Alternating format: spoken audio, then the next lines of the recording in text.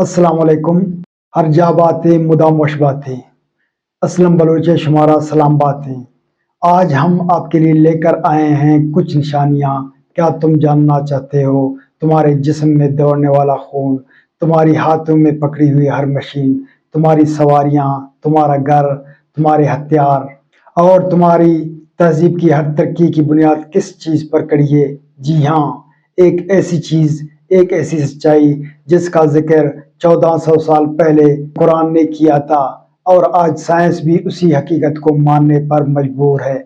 अगर तुम्हारे दिल में शश व पंज या तलाश हक का सफ़र अब भी बाकी है तो हम सफ़र बनिए इस रोशनी और सच की तलाश में, जिससे हम अदना सा चिराग जलाने की कोशिश करेंगे। शायद कि यही चिराग तुझे राह रास्त दिखा दे, अक्ल, साइंस और कुरान से। तो आइए पहले कुरान की इस निशानी को देखते हैं और आगे चलकर इंशाअल्लाह साइंस और अक्ल पे भी तफसीली गुफ्तगू करेंगे। अल्लाह ताला ने सूरह हदीद आयत नंबर 25 में फरमाया, और हमने लोहा उतारा, इसमें बड़ी सख्त ताकत है और लोगों के लिए फ़ायदे हैं। यहाँ अल्लाह ने कुरान मजीद में एक लफ्ज़ इस्तेमाल किया, अनज़लना, यानी हमने उतारा। ये अल्फाज मामूली नहीं। अल्लाह चाहता तो कह सकता था हमने लोहा पैदा किया या हमने ज़मीन के अंदर लोहा बनाया, लेकिन नहीं, अल्लाह ने कहा हमने लोहा उतारा। अब सोचने का मकाम है, लोहा कहाँ से उतरा, कैसे उतरा और इसका जिक्र कुरान में क्यों किया गया? कुरान का नुक्ता हमने लोहा उतारा, इस आयत में दो बड़ी निशानियां छुपी हैं। पहला नुक्ता लोहे का नुज़ूल, यानी लोहा जमीन पर पैदा नहीं हुआ बल्कि बाहर से आया। दूसरा नुक्ता लोहे का मकसद, इसमें ताकत भी है और इंसानियत के लिए फायदे भी। और ये है वही बात जिसका जिक्र कुरान मजीद में है। अब आइए साइंस का बयानिया देखते हैं। माहिरीन फल्कियात कहते हैं लोहा जमीन पर बना ही नहीं सकता। पीरियडिक टेबल के मुताबिक आयरन का एटॉमिक नंबर 26 है। आयरन को बनाने के लिए इतना ज्यादा दर्जा हरारत चाहिए जो जमीन के अंदर कभी रहा ही नहीं। ये दर्जा हरारत कहाँ मिलता है? सिर्फ और सिर्फ सुपरनोवा एक्सप्लोजन में। आइए अब देखते हैं ये सुपरनोवा है क्या। साइंस कहती है जब एक बड़ा सितारा मरने लगता है तो उसके अंदर न्यूक्लियर फ्यूजन रुक जाता है, फिर वो जबरदस्त दबाव में आकर फटता है। उसी धमाके में आयरन जैसे भारी अनासर बनते हैं। फिर ये ज़र्रात खला में बिखर जाते हैं। तकरीबन 4.5 अरब साल पहले जब ज़मीन वजूद में आई तो ये आयरन ज़र्रात खला से खींच कर ज़मीन का हिस्सा बन गए। इसीलिए ज़मीन के कोर में आयरन सबसे ज़्यादा पाया जाता है। नासा रिसर्च कहती है iron is not native to earth, it came from the interstellar medium formed in supernova explosion billions of years ago. Harvard मायर फल्कियात कहते हैं every atom of iron in your blood was created in the death of massive star, यानी तुम्हारे खून के अंदर हर एक लोहे के जर्रे को एक अजीम सितारे की मौत ने जन्म दिया। सोचो, हमारे जिस्म में जो आयरन है वो कभी किसी सितारे का हिस्सा था। कुरान और साइंस का मिलाप। अब गौर करें, साइंस ने कहा आयरन जमीन पर पैदा नहीं हुआ, ये बाहर से आया। कुरान ने कहा हमने लोहा उतारा। क्या ये मुमासलत इस बात की तरफ इशारा नहीं कि लोहा जमीन से बाहर बनी है? क्या ये इस बात की दलील नहीं कि ये किताब रब कायनात का कलाम है और बजात खुद साइंस भी वही इल्म है जो इंसान को अता की गई है कि गौर फिक्र करे, सच को पहचाने। अब आइए एक और हैरत अंगेज पहलू की तरफ। कुरान और साइंस से अक्ल को बीच में रखकर अरबी जुबान में हर हर्फ की एक अददी कीमत होती है जिसे अबजद कहा जाता है।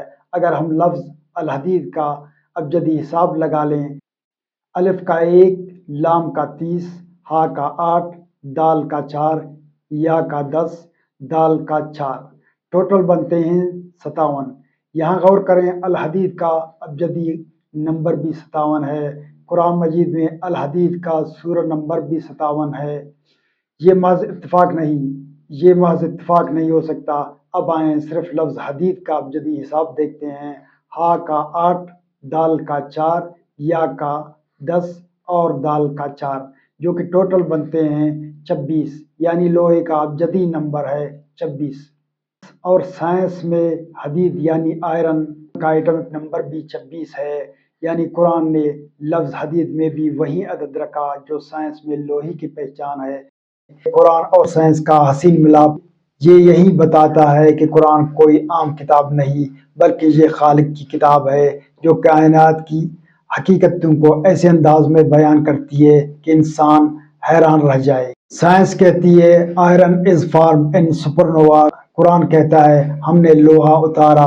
سائنس کہتی ہے آئرنز ایٹمک نمبر از اکوال 26، قرآن کہتا ہے لفظ حدید کا ابجد برابر ہے 26 کے۔ سائنس کہتی ہے iron is central of life, Quran کہتا ہے اس میں طاقت بھی ہے اور لوگوں کے لیے فائدے بھی۔ یہ مطابقت انسان کو جھنجھوڑتی ہے کہ وہ وہی ہے جسے سب پتہ ہے۔ اب آخری پیغام عقل و شعور رکھنے والے انسان سے، چاہے تو کسی بھی مذہب سے ہے، کسی بھی زبان سے، کسی بھی قوم سے یا کسی بھی علاقے سے تمہارا تعلق ہے، چاہے تم ایتھیسٹ ہو یا ایگنوسٹک، تمہارے لیے صرف ایک ہی دروازہ کھلا ہے، غور و فکر اور سوچ کا۔